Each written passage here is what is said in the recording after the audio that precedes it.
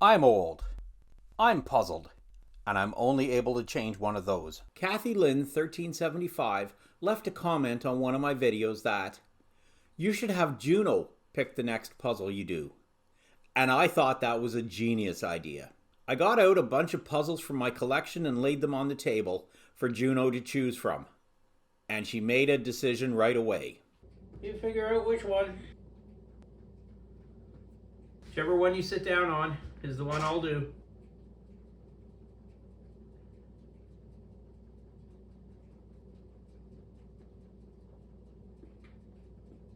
Okay, we have a winner.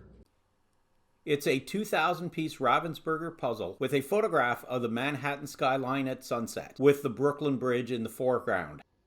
So let's get to it.